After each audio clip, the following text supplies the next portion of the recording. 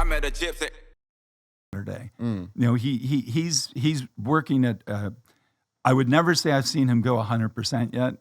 That guy's frightening. How it's insane, smooth isn't it? he is. Just for all you younger kids, the guy that most resembles what it was like to watch, what it's like to watch Jett Lawrence, the guy who most resembles that has to be a mix between Jean-Michel Bale and Jeremy McGrath.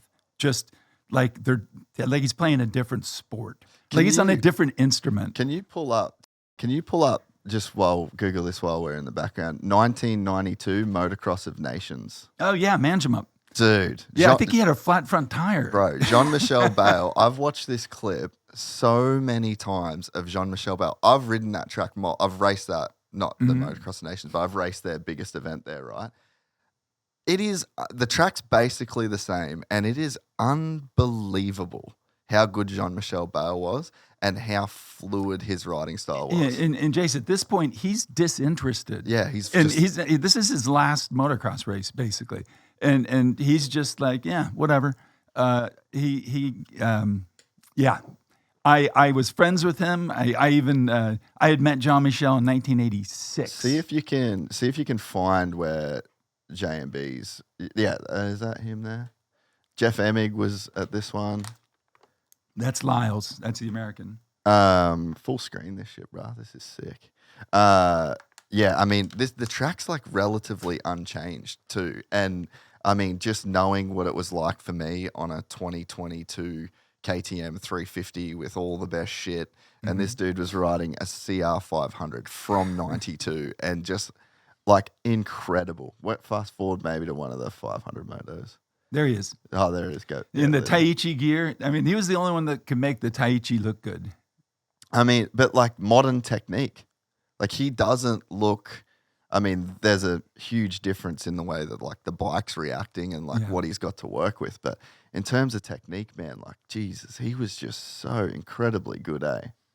And that track is just brutal, like unbelievably rough.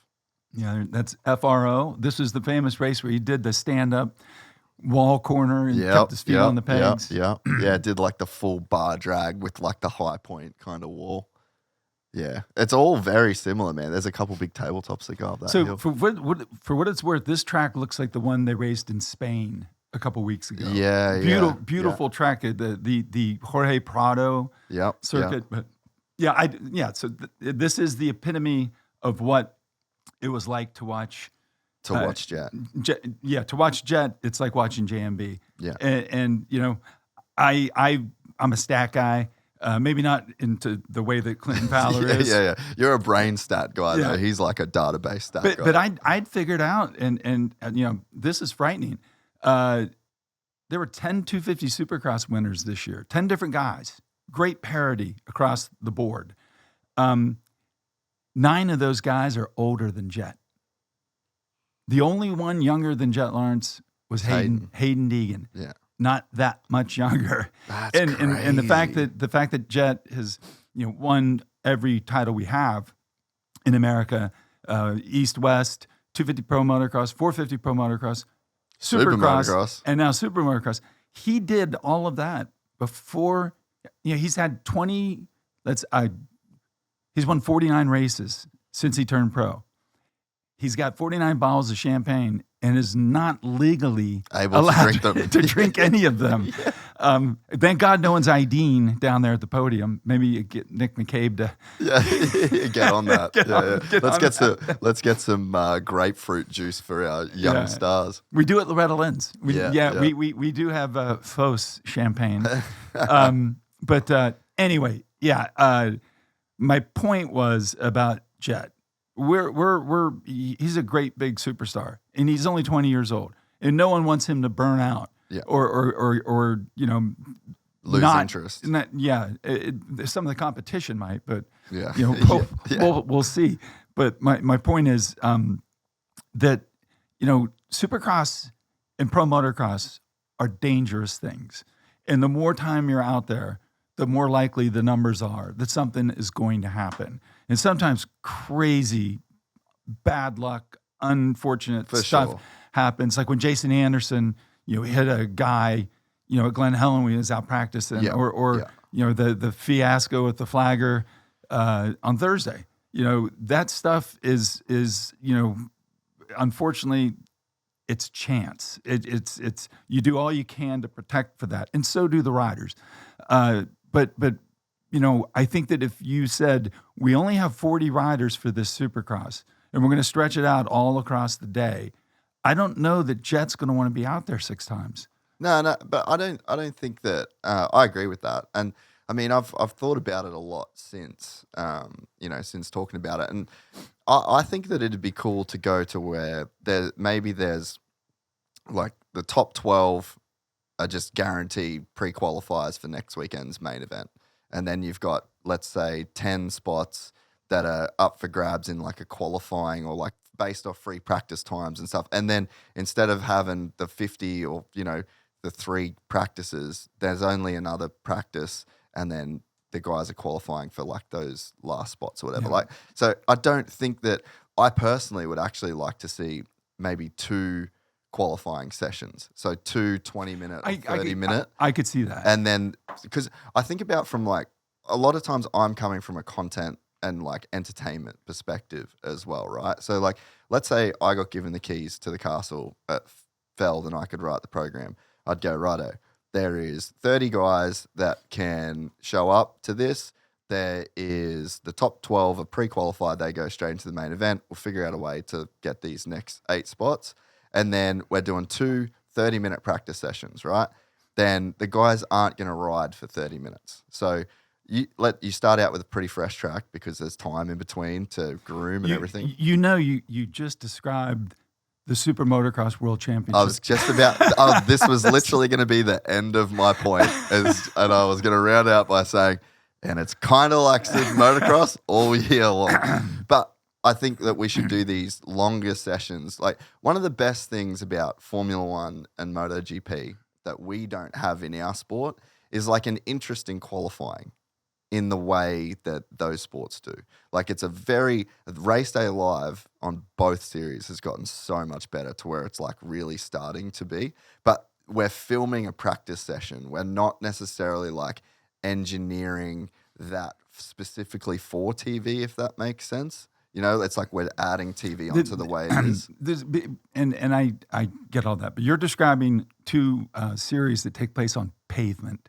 Yeah. The dynamic nature of what we do, of the tracks, of the weather, makes it difficult to say we're going to have time qualifying 1 guy per lap. Go. I don't want to go to that. It's more so like, let's say in that 30, I think it's an hour in MotoGP for one of them, which is too long for us because the track would break down, right? But you're getting guys that are like going out, they're coming in, they're taking their helmets off, they're talking, like there's a whole kind of like show you can build around that. So I don't necessarily think we need like hot laps and qualifying, that sort of stuff. But I think if you've got a smaller amount of guys that are out for a longer period of time, you're going to have guys coming in and out. You might be able to do a fork change. You might be able to do a shock change. The track's going to go from smooth, qualifying, heat race, 30 minutes, let's say it's 30 minutes, end of the night, main event. Like, you're going to be able to get some, a gauge on settings. I've talked to guys about this. They kind of like the idea. So, yeah, I just think there's a way where you could remove a bulk of guys. Again, 153 starts, never made a main. And it's like, I get it. It's cool. I'd love to be able to say I could race Supercross, but like, that's not what I'm doing. But I think by doing that, it's just freedom for a lot more of the guys' time and going to like a Formula One race, right? So I'll go with the driver and I'll get emailed their schedule, and their schedule is down to like 15 minutes, literally, because they've got this press, they've got this interview, they've got this, and those guys are getting paid millions of dollars, which the top guys in our sport are as well. And there is a lot that is required of their time. And I think we have a very, very different dynamic. It's very hands-off. There's no extra TV. There's no extra interviews. There's no, like, it's very, very like, okay, they go in the semi, they do their thing. And it's because this program going back and forth. So I think that there's room for a way to rethink it where you can get a lot more out of these top-level guys, which people are there to see. Like, even the interview, autograph line at Supercross.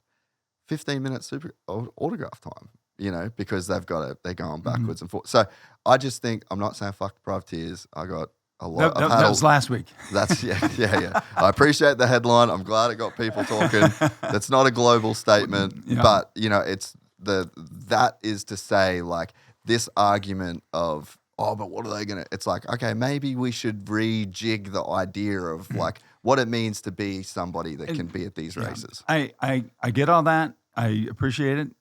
By just hearing it, you know, it makes more sense. But I also, you know, I know that we're just coming off of the best Supercross championship we've ever had. Yeah. You know, the 50th year of Supercross was the best year of Supercross. As far as the crowds go, as far as the audience goes, as far as the sponsorship goes, we have these ascendant stars and people like the Lawrence brothers and Haiden and Chase Sexton and you know there's a lot of good things happening. I'm of the opinion, if it's not broke, let's not over fix it. Let's tweak it. Let's make some changes. I think there is one too many times out on the track as far as Supercross goes. They don't need 3 sessions. And I've heard Mathis a lot of people talk say about that. too, yeah. I wish there were more time in the day to have more practice for Pro Motocross. I wish that we could figure out a way to do more on Fridays, but that would turn it back into a 2-day program. Yeah. And the biggest change I ever suggested, you know, and implemented was moving to Saturday, Pro Motocross. And you know, it was an idea that literally came from Mitch Payton. He's like, I'm a businessman. I would rather travel on Sunday and be at work on Monday than do it the other way and leave work on Friday, you know, however it worked out. And then when we took over the rights to AMA Pro Motocross and we were working to get our first TV deal, you know, the goal was live TV, live, if we could just do that. And we had a meeting with someone at ESPN2, and I think it was ESPN. Ultimately, it was NBC Sports, and they said, "Yeah, we could show it on we could show motocross on Monday night, or we could show it on Saturday." And I'm like, "Well, neither of those do us any good." And he's like, "No, we could show it live on Saturday." And I was like, "What?" He's like, "Yeah, you know, on Saturdays you have more leeway as a network. On Sunday, you got to be done by, you know, you have football, NASCAR, the finals of every golf tournament. You have 60 Minutes, you know, like these real pillars of society shows. And you just can't go over. So, you know, to get a race done on the West Coast, you'd have to start 9 a.m. So I'm like, wait a minute, let me process this. You said we could be live on Saturday if we just raced on Saturday? And they're like, yeah. So we tried it at the last National of 2008, and everyone, there were some dissenters, but for the most part, everyone loved it, because in this world, it's a lot easier to travel on a Sunday than it is on a Monday. Yeah. And people just liked it.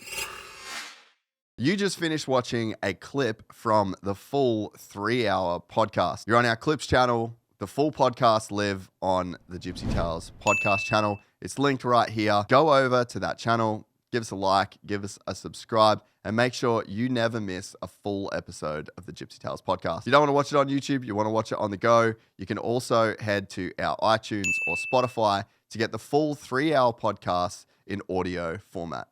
I met a gypsy.